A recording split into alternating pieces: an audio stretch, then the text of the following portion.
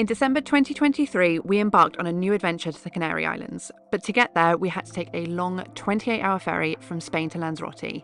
Here's how we got on. To get to the Canaries, there are two ferry companies that you can choose from, Fred Olsen and Naviera Armas, and they both go from either Cadiz or Huelva in the south of Spain, and will take you to either Lanzarote, Gran Canaria or Tenerife. For this crossing, we went with Naviera Armas from Huelva to Lanzarote.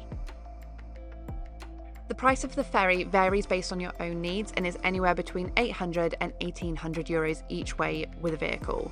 Our booking was at the higher end and consisted of a pet-friendly cabin, 2 people and a 6.5 metre van. The night before our ferry, we slept in the car park just outside the port. As expected, it was quite noisy, but it is worth it for an easy check-in the following day. Once aboard, Marcus went to reception and got our room number and key card. The pet cabins consist of 2 bunk beds and there's a small shower room. The shower was surprisingly good with high pressure and lots of hot water. As you can see, the girls quickly made themselves very comfortable, so we went off to explore the rest of the ship.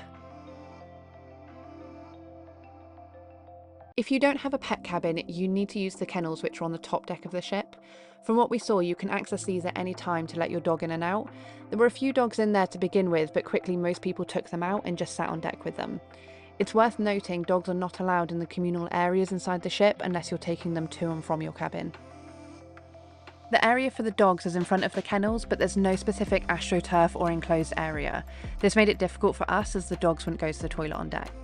Next up was dinner time, and let's just say the food was not good. As we paid for a cabin, our meals were included. Otherwise, the cost is £17 per person per meal. We'd recommend bringing your own food, particularly if you have any dietary requirements or preferences, as the options are very limited. There's not much to do on board, so we spent most of our time in the cabin relaxing with the dogs. Overall, the experience wasn't fantastic, but it was definitely worth it for what waited on the other side.